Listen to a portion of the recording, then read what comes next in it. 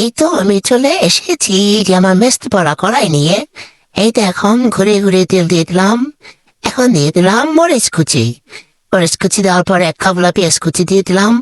ভালোভাবে কুচি কুচি করে নেওয়া পেঁয়াজ কুচি আবারও দিয়ে দিলাম। বারবার করে দিব, বারবার করে দিলে ভালো লাগে। এ তো এখন একটু নেড়ে নেব, ঘুটে নেব জীবলা চিনি ছাড়া রান্না হবে ওরা তোরা। এতে এখন দিয়ে দিলাম লবণের ফাঁকি, এরপরে দিয়ে দিলাম মরিচের ফাঁকি, আর এখন দিয়ে দিব হলুদের ফাঁকি। এবারে চাকিয়ে ঢং করে দিব। এখন আবারও ঘুটে নেব।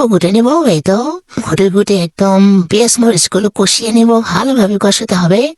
এই তো এখন জন্ডিস কালারের মগ দিয়ে দিব একটুখানি পানি। এখন আবারও একটু ঘুটে নেব দিবলা চিনি ছাড়া রান্না হবে ওরা ধরা। এখন দিয়ে দিব এই তরকারির আসল বস্তু। এই তো এই পিচ্ছি পিচ্ছি মাছ।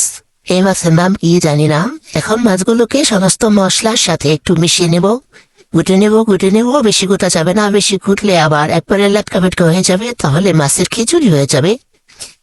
আর এখন দিয়ে দিব টমেটো, কুচি কুচি ছুরি করে রাখা টমেটো দিয়ে দিলাম, অনেকগুলো টমেটো।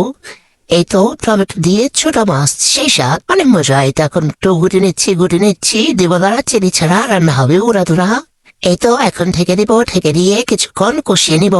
কষানো হয়ে গেলেই তৈরি হয়ে যাবে পিচ্ছি মাছ দিয়ে টমেটো।